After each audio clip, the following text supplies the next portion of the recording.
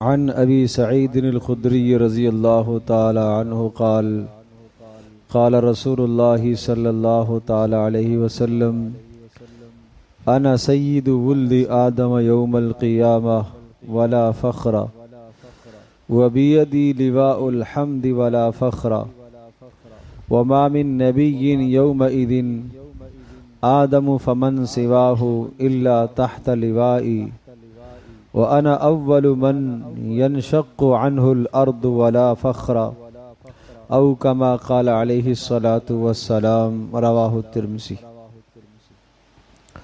حضرت ابو سعید خدری رضی اللہ تعالی عنہ سے روایت ہے کہ رسول اکرم صلی اللہ تعالی علیہ وسلم نے ارشاد فرمایا کہ قیامت کے دن تمام بنی آدم یعنی آدم علیہ السلام کی تمام اولاد کا میں سردار ہوں گا، اور یہ بات میں کوئی فخر کے طور پر نہیں کہتا، اور اسی طرح سے فرمایا حمد کا جھنڈا، تعریف کا جھنڈا بھی میرے ہی ہاتھ میں ہوگا، اور یہ میں بطور فخر کے نہیں کہتا۔ اور تمام انبیاء علیہ السلام اور آدم علیہ السلام اور ان کے علاوہ جتنے بھی انبیاء اور رسل ہیں سب کے سب اس دن میرے جھنڈے کے نیچے ہی ہوں گے، اور میں ہی سب سے پہلا وہ شخص ہوں گا جس کی قبر زمین کے اوپر سے شق کی جائے گی، اور یہ بات میں فخر کے طور پر نہیں کہتا بلکہ اللہ کے حکم سے اللہ کا انعام اور احسان بیان کر رہا ہوں۔ رسول اکرم صلی اللہ تعالی علیہ وسلم نے اس مبارک حدیث میں اپنی خصوصیات کو ذکر فرمایا، اپنے اوپر ہونے والے اللہ کی جانب سے بے پناہ انعامات کو ذکر فرمایا۔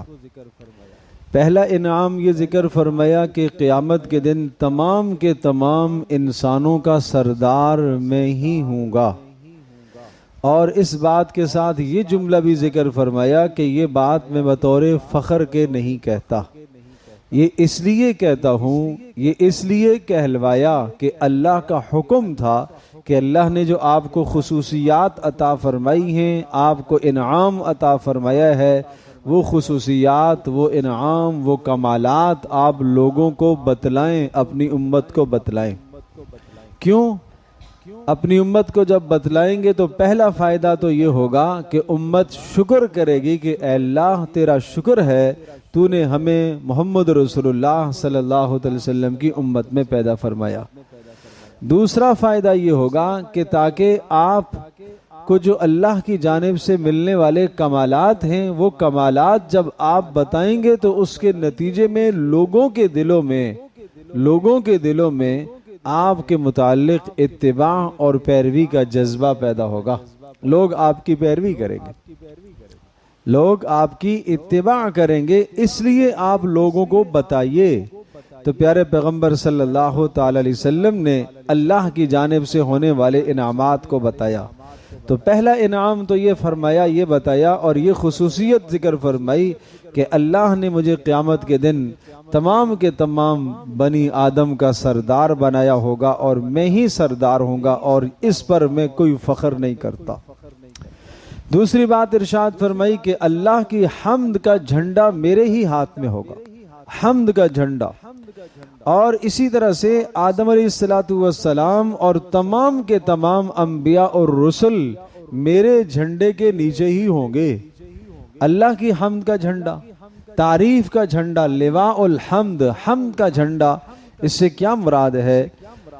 اللہ پاک نے اپنے نیک بندوں کو، اپنے برگزیدہ بندوں کو اس بات کی توفیق عطا فرمائی ہوئی ہوتی ہے کہ وہ اللہ پاک کی طرف سے ملنے والی نعمتوں پر اللہ کی حمد بیان کریں، اللہ کی تعریف بیان کریں، اور یہ جو اللہ کی طرف سے ملنے والی نعمتیں ہیں اور ان نعمتوں پر بندے جو حمد کرتے ہیں، اللہ کی تعریف کرتے ہیں، اس تعریف اور حمد میں رسول اکرم صلی اللہ تعالی علیہ وسلم تمام کے تمام انسانوں اور تمام انبیاء اور تمام رسل سے آگے، یعنی جتنی آپ نے اللہ کی تعریف کی ہے اتنی کسی نے تعریف نہیں کی. آپ جانتے ہیں صبح اٹھتا ہے بندہ، آپ علیہ السلام نے پھر تعریف امت کو بھی بتائی. اٹھتا ہے آدمی تو کیا پڑھتا ہے؟ الحمدللہ الذی احیانا، یہ اللہ کی حمد ہے. پھر اس کے بعد بیت الخلا جاتا ہے، وہاں سے فارغ ہوا ہے، الحمدللہ الذی عافانی. کیا تعریف؟ اے اللہ ساری تعریفیں تیرے لیے، مجھے عافیت عطا فرمائی. وَأَذْهَبَ عَنِّ الْعَذَابَ، اور تکلیف والی چیز کو مجھ سے ہٹا دیا اور مجھے عافیت عطا فرمائی. پھر اس کے بعد کھانا کھانے بیٹھتا ہے، اختتام الحمدللہ الذی اطعمنا وسقانا. تو غرض یہ کہ ہر موقع پر اللہ کی حمد، اللہ کی تعریف، اللہ کی حمد، اللہ کی تعریف. ہر چھوٹی نعمت پر بھی، ہر بڑی نعمت پر بھی اللہ کی حمد. یہ رسول اکرم صلی اللہ تعالی علیہ وسلم کو اللہ پاک نے یہ سکھایا، اور آپ علیہ الصلوۃ والسلام کی برکت سے امت کو یہ سبق ملا کہ ہر نعمت پر بندہ اللہ کی حمد و ثنا بیان کرے. تو اس طرح سے ثنا اور حمد بیان کرنے میں رسول اکرم صلی اللہ تعالی علیہ وسلم تمام انبیاء علیہ الصلوۃ والسلام سے فائق اور برتر اور اعلیٰ اور فائق ہیں. اس لیے فرمایا کہ اللہ کی حمد کا جھنڈا قیامت کے دن میرے ہاتھ میں ہوگا، اور سب کے سب انبیاء اور سارے کے سارے انسان میرے اس جھنڈے کے نیچے ہوں گے. اور پھر فرمایا کہ یہ بات بطور فخر کے نہیں کہتا. اور پھر ارشاد فرمایا وَأَنَا أَوَّلُ مَن تَنشَقُّ عَنْهُ الْأَرْضُ أَوْ يَنشَقُّ عَنْهُ الْأَرْضُ، میں ہی سب سے پہلے وہ آدمی ہوں کہ قبر میرے سے پھٹے گی اور سب سے پہلے میں قبر سے نکلوں گا. پھر فرمایا ولا فخرا، اس پر میں کوئی فخر نہیں کرتا. اور ایک حدیث میں اور خصوصیات آپ نے بیان فرماتے ہوئے ارشاد فرمایا انا اول من ينشق عنه القبر، قبر سب سے پہلے مجھ سے ہی پھٹے گی. وانا اول شافع وانا اول مشفع، میں سب سے پہلے سفارشی میں ہی ہوں گا، سفارش کا آغاز مجھ ہی سے ہوگا. اور پھر فرمایا کہ سب سے پہلے سفارش بھی میری ہی قبول کی جائے گی. یہ رسول اکرم صلی اللہ علیہ وسلم نے اپنی خصوصیات بیان فرمائی اور اللہ کے حکم سے. تو ان خصوصیات سے ہمیں ایک سبق تو یہ ملتا ہے کہ ہمیں اللہ کا شکر ادا کرنا چاہیے کہ اے اللہ تیرا شکر ہے تو نے ہمیں رسول اکرم صلی اللہ علیہ وسلم کی امت سے پیدا فرمایا ہے. یہ زبان سے اللہ کا شکر ادا کرے.